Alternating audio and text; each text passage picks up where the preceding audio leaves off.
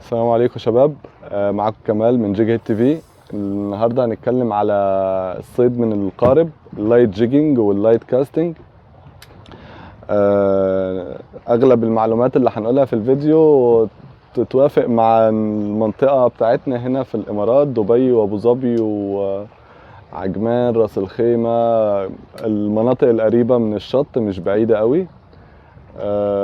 هنتكلم على العدة وهنتكلم طرق استخدامها وطرق الجيجنج وازاي تعمل كاست من على البوت والحاجات دي، فخليكم معانا. عدة الجيجنج يا شباب هنتكلم عليها الأول لأن هي أكتر طريقة مستخدمة من على البوت أكتر من الكاست. عدة الجيجنج ما تفرقش كتير عن عدة الشط، نفس الإمكانيات تقريبا. بنتكلم على خيط من ممكن 0.6 بي اي، 0.8 1 بي اي، ممكن لحد 1.5 تقدر تستخدم على حسب العمق اللي انت هتصطاد فيه والاحجام السمك اللي انت مستهدفها. طبعا يجي مع قياس الخيط قياس الماكينه. المقاسات من 2000 2500 3000 و4000، كل المقاسات دي تمشي. طبعا بتحددها على حسب قياس الخيط اللي انت مستخدمه، بتحدد كمان معاها بيحددها لك البيانات المكتوبة على القصبة اللي انت هتستخدمها. طبعا المقاسات بتاعة المكاين، بنتكلم على المكاين السبيننج. بنحددها زي ما قلنا من 2000 3000 2500 4000 الكلام ده. الماكينة الاوفر هيد بقى بنتكلم على قياسات مثلا زي 200 1000 500 حاجات كده، تمام. والمهم تكون الماكينة تقدر تاخد 300 متر من الخيط الحرير عشان يبقى عندك خيط كفاية ان انت تفايت مع السمك، وما تحتاجش ان انت مثلا لو قطعت القطعة من على البوت غير القطعة من على الشط. القطعة من على الطراد ممكن يروح منك فيها 50 متر 100 متر عادي، مفيش مشكلة. زي ما اتكلمنا على الخيوط والمكاين، خلينا نتكلم على القصبات. القصبات الاوفر هيد او السبيننج العادية، المكنة من تحت او المكنة من فوق، هتبقى نفس المواصفات، مش هتختلف كتير. بنتكلم على قصبة من اول ماكس 40 45 جرام لحد مثلا 60 او 80 جرام، بيمشي لدبي جدا وابو ظبي وعجمان وراس الخيمة، كل الاوف شور بعيد عن الشط. بنتكلم بعدد من الاميال معين، يعني مش اكتر من 10 ميل، او حتى ممكن لو بعدنا اكتر من كده في دبي ما بتحصلش اكتر من 30 متر عمق، مش هتحتاج اكتر من 80 جرام في اعماق زي دي. بس طبعا احجام السمك ممكن تكبر شويه، بتحتاج تكبر الخيط، بتحتاج تكبر الماكينه الماكس دراج بتاعها. فزي ما قلنا القصبه اوفر هيد او سبيننج مش هتختلف باختلاف نوعها، بس هتختلف بنتكلم في الجرامات بتاعتها. بس رتبت عدتك، اخترت مثلا قصبه، خلينا نقول انا هتكلم على المثال اللي معايا هنا. القصبة ماكس 45 جرام، الماكينة اللي عليها ماكس 4 كيلو، ماكس دراج 4 كيلو، واللاين 0.8 بي اي، حوالي 16 ال بي، تمام. 16 بالظبط، حوالي 16 ال بي. بستخدم عليها جيجات 20 10 جرام 20 جرام 30 جرام 40. في الجيجنج انت ما بتعملش كاست، انت بتعمل فيرتيكال جيجنج، فعادي ممكن يبقى معاك قصبة ماكس 45 ماكس 50 وتحط عليها جيج 60 جيج 80، لان انت كل اللي بتعمله انت بتنزل الجيج تحتيك. الفرق اللي هيحصل معاك ان انت مش هتقدر تعمل اكشن اللي انت بتعمله بال 40 جرام او بال 30 جرام او قصدي الوزن المتاح للقصبة. طيب معايا مثال تاني هنا، قصبة سبيننج العادية، المكنة من تحت، القصبة ماكس 50، الماكينة قياسها 3000، والخيط 1 بي اي حوالي 20 لبرة 20 باوند. طبعا ممكن تاخد المثال ده او المثال الاولاني اللي اتكلمنا عليه الاوفر هيد، وتزود قياس الماكينه، تزود قياس الخيط، تجيب قصبه الماكس جرام بتاعها اكتر على حسب المكان والسمك اللي انت مستهدفه. طيب اتكلمنا على عدة الجيجنج، دلوقتي وقت عدة الكاست. عدة الكاست زي ما قلنا ما تختلفش كتير. في ناس بتفضل ان عدة الكاست تبقى اقوى شوية لانه بيبقى مستهدف سمك اكبر شوية من على السطح، زي الكينج فيش او الكوين او باراكودا ممكن كبار، او مثلا بونيتو اللي هي التونة الصغيرة. ففي اسماك بتبقى محتاجة باور اكتر لان الفايت هيبقى اطول على عدة صغيرة. بس فمثلا بنقول ان الخيط اللي انت محتاجه على الكاست من اول 1 بي اي لحد مثلا 2 بي اي يبقى ممتاز. الماكينة في حوالي 4000، من اول 3000 لحد 5000. 3000 4000 5000 الثلاث مقاسات يمشوا مفيش مشكله. القصبه بقى الكاست ويت بتاعها لازم يتماشى مع الخيط والماكينه اللي انت استخدمتهم. فبنتكلم معاك من اول ماكس 30 جرام تقدر تعمل بيها كاست لحد ماكس 40 ماكس 50 ممكن ماكس 60. المهم ان قياس الخيط اللي متحدد على القصبه ما يزيدش عن 2 بي اي، عشان ساعتها السنسيتيفيتي بتاعت القصبة هتقل شوية، مش هتقدر تعمل بيها كاست بعيد. مواصفات القصبات بتاعت الطراد عموما بقى، القصبات بتاعت الطراد اقصر من قصبات الشط. انت مش محتاج طول كبير على الطراد لان انت اوريدي رحت للسمك، مش محتاج تعمل كاست المسافة بعيدة عشان توصل للسمك بالقصبة زي ما احنا على الشط. طول القصبة بيبقى حوالي من أول 6 فيت 6 قدم لحد ممكن 7.5 أو 8. أعتقد 8 طويل شوية، من الطول المثالي 6.6 لحد 7 قدم. تمام. أغلب القصبات اللي في السوق بتاعة الطراد بتبقى الأطوال دي. ممكن القصبة تبقى للشط بس طولها قصير فتقدر تستخدمها من على الطراد كمان. انا ما بقولش ان انت ما ينفعش تستخدم قصبة طويلة من على الطراد، ينفع، بس الفكرة ان انت على الطراد معرض ان انت السمكة تخش تحت القارب. محتاج قصبة مش طويلة عشان تعرف تتعامل مع السمكة، تلف حوالين القارب مع السمكة، تحاول ترفع السمكة. البند لو زاد بتاع القصبة ممكن تتكسر لا قدر الله. قبل ما نروح للجيجنج ونشرح طريقة الجيجنج هنتكلم على الكاست بسرعة. الكاست من على الطراد فيه شوية خطوات مهمة قوي لازم تخلي بالك منها. اول حاجة لازم تخلي بالك من الناس اللي معاك على الطراد، ما تتسرعش، ما تحاولش تعمل كاست بسرعة. ممكن تضرب حد باللور او بالجيج اللي انت بتعمل بيه كاست، ممكن يخبط في حد تعوره، ممكن يمسك في البوت نفسه فيعلق، تكسر القصبة، تقطع الخيط. لازم تبقى مركز وواعي للي انت بتعمله كويس عشان ما يحصلش حاجة تبوظ عليكم الرحلة اللي انتوا طالعينها عشان تنبسطوا اصلا.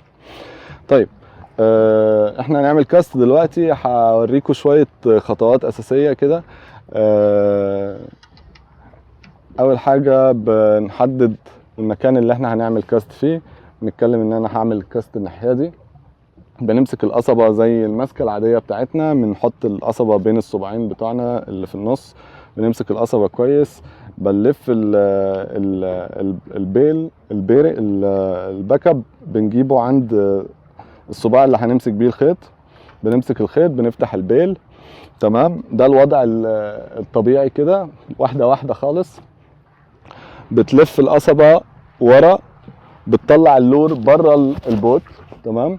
بنبقى واقفين عكس المكان اللي احنا هنعمل فيه كاست، بتطلع اللور بتاعك بره البوت، وبعدين بتحدد المكان، بتعمل كاست، بتستنى اللور يوصل الميه، بتقفل البيل بتاعك، وبعدين بتبتدي تسحب.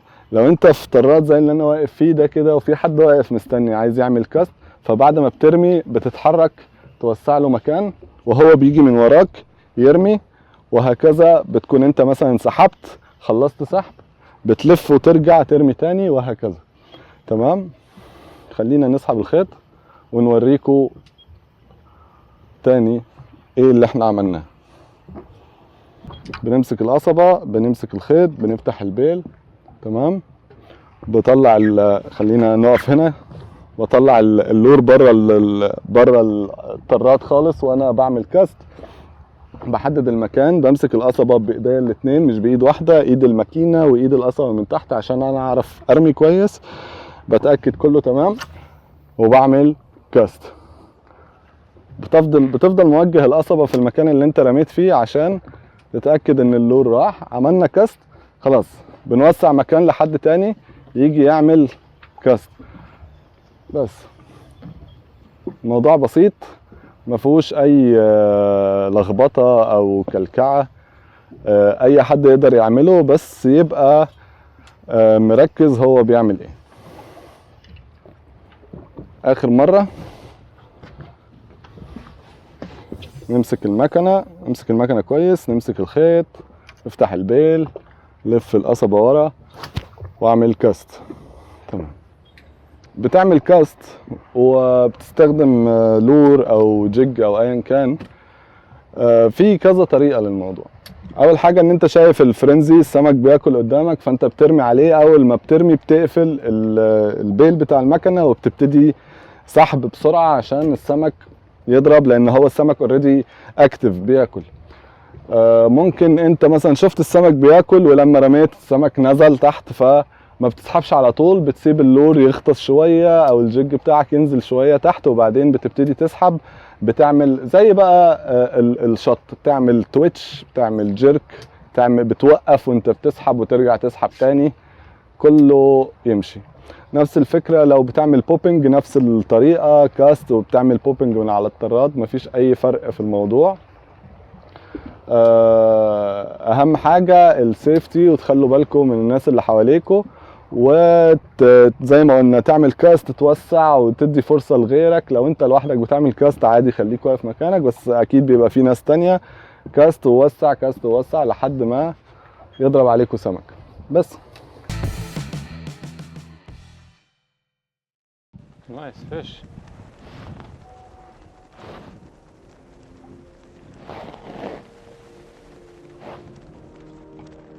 كاتفيش؟ ها؟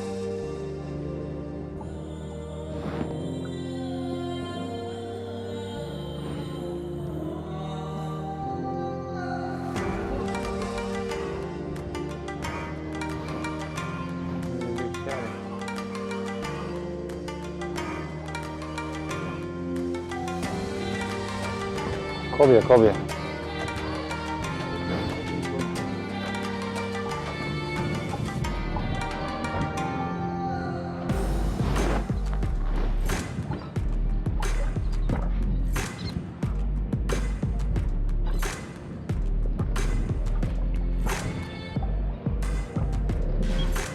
one hook to remove.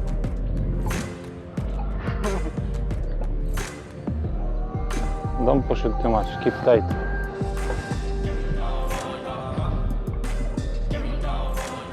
At least show us what is the fish. Oh, it's a good fish, good size fish. Don't rush it, don't rush it. Let it get tight. Huh?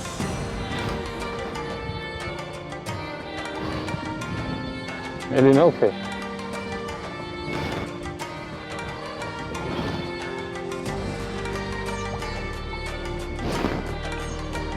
You have got? Just in case, get ready.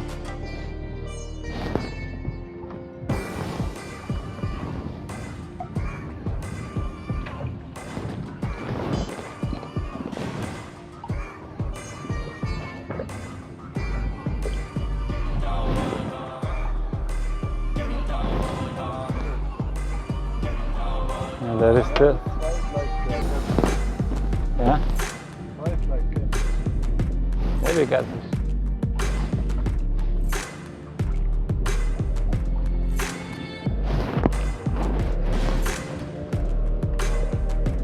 Сом.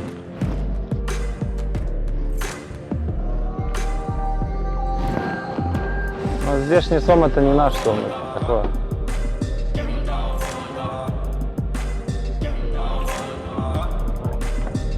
Whoa, good size. Whoa.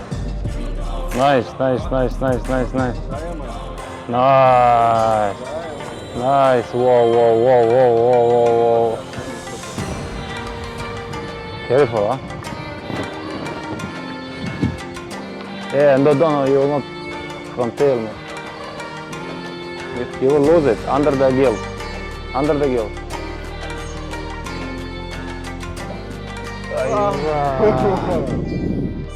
Show me. Wait. That's a nice fish. Okay, take it like this. Yeah.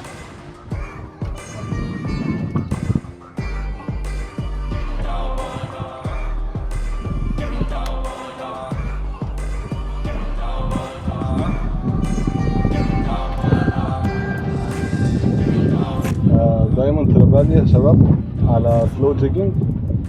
الجيج اللي كنا بنستخدمه 30 جرام،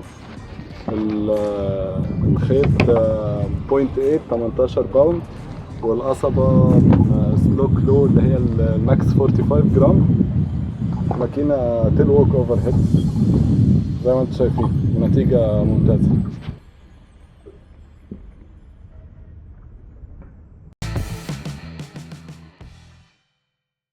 بالنسبة للجيجنج يا شباب الموضوع بسيط قوي، مفيش كاست.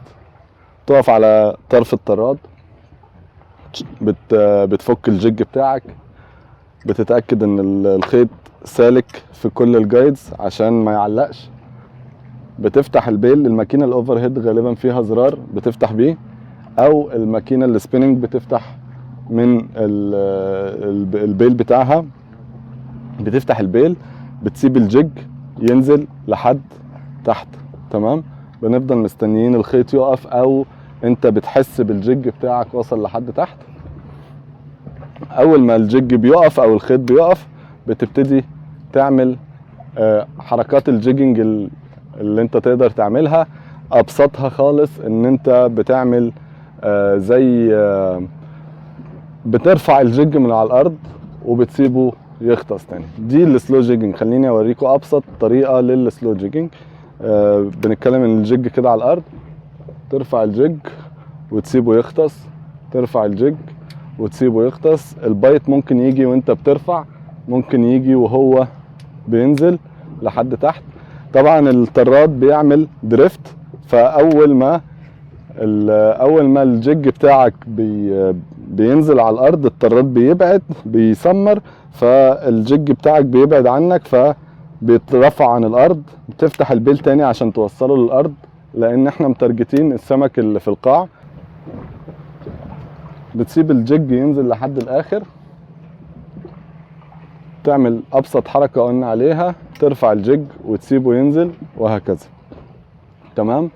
الجيج لقيته بيبعد لان في تيار بياخد الجيج بعيد او بيبعد القارب عن الجيج، فبتفتح البيل، سيب الجيج ينزل. اول ما يبطل نزول بنقفل البيل عشان لو سمكه ضربت، وبعدين ترجع تعمل حركه الجيجنج اللي احنا متعودين عليها. اوكي، شفتوا وانا بفرجك اهو في حاجه ضربت. طيب بنعمل الحركه تاني، الجيج بتاعنا طلع عن الارض، بنعمل نفس الحركه. في الشون اهو. شفتوا الموضوع بسيط خالص. بترفع الجيج وتسيبه ينزل، هو بيقوم بالاكشن. اغلب الجيجات السلو ليها اكشن. تمام، الموضوع بسيط خالص.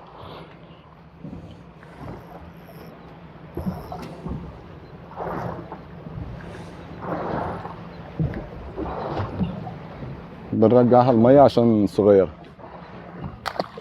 زي ما شفنا الطريقه الاولانيه بسيطه قوي وفعاله قوي. هوريكم طريقه تانية دلوقتي. نفس الكلام، بتفتح البيل بتاع المكنه، بتسيب الجيج بتاعك يوصل لحد الاخر. الموضوع ينطبق على السبيننج وعلى الاوفر هيد، مفيش فرق بين الاتنين يعني. بنستنى الخيط يقف خالص، احنا شايفينه من هنا. وقف الخيط، بنقفل البيل، وبعدين بنحرك اول القصبه هزات صغيره. تمام.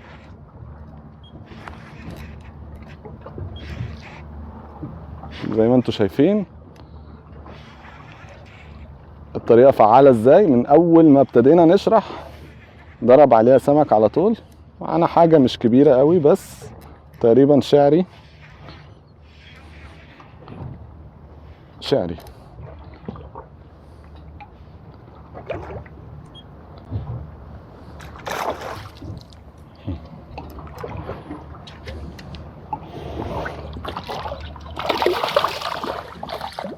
بس زي ما انتم شايفين يا شباب، جيج 20 جرام، نفس السيت اب اللي انا اتكلمت عليه في الاول.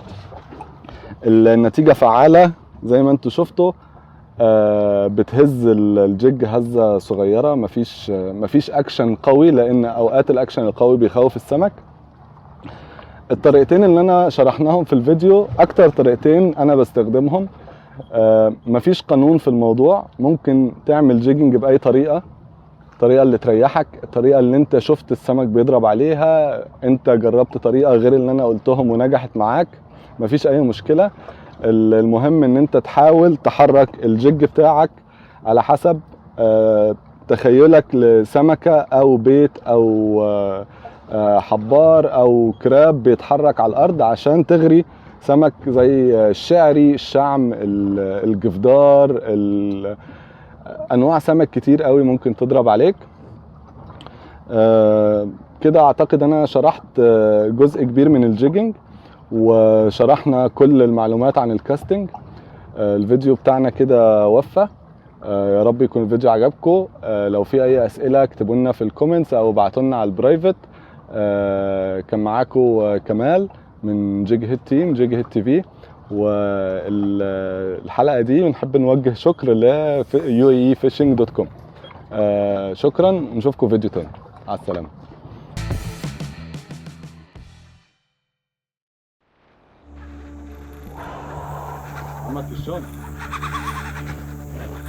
It doesn't stop, man. It doesn't stop. It doesn't stop. Come on, stop. At least one time, man. Whoa, whoa.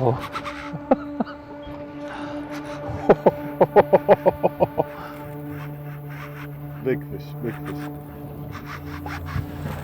This is a really good size. I think we will need to follow this fish, man.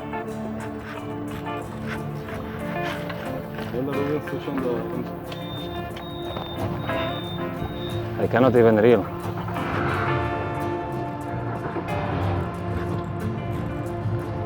Go behind. Well, that, but anyway. Oof, it's very far.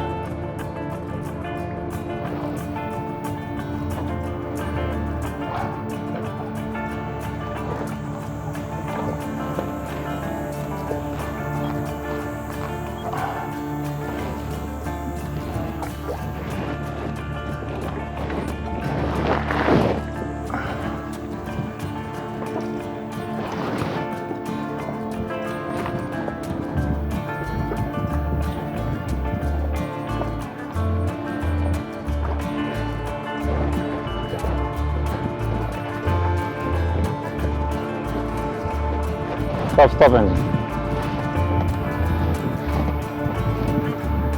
Don't come too fast, huh?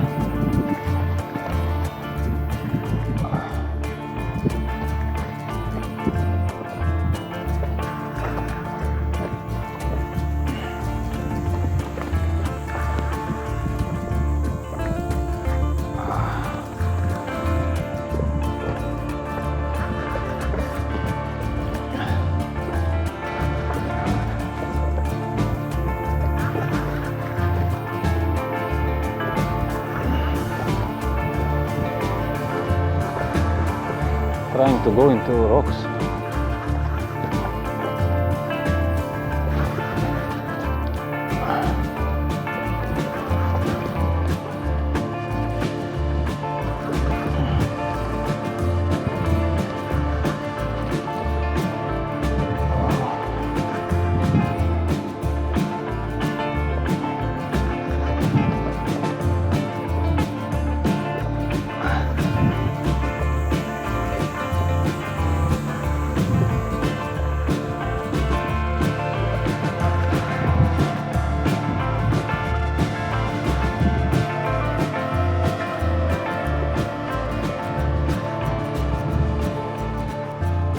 This one we will need gas for sure.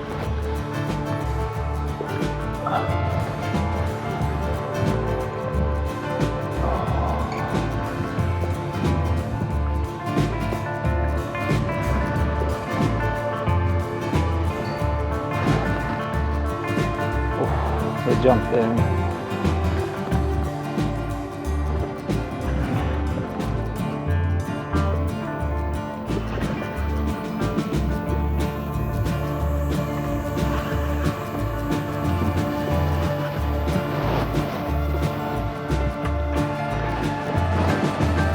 I cannot move it.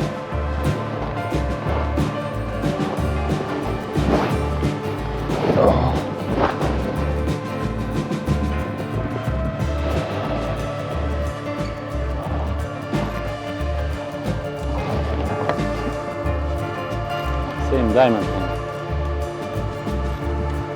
Whoa.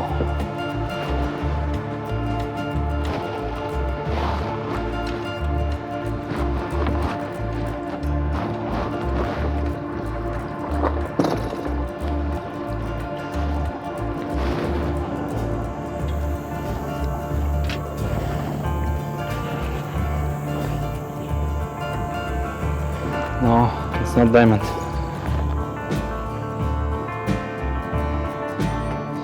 I can see it, but it's not diamond.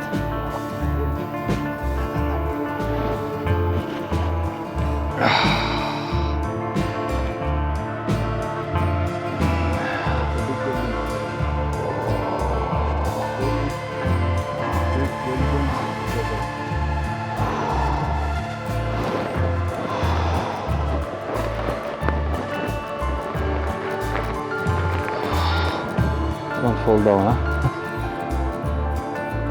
Wow. Nice, wait.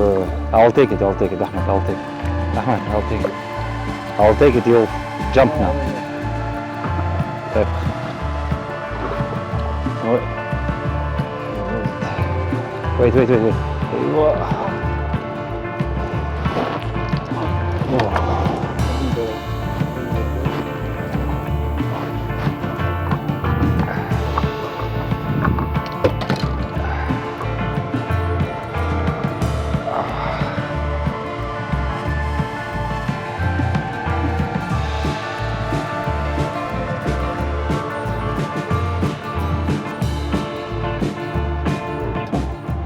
Nice fight, nice golden, beautiful. It's a nice fish for hot summer. Beautiful.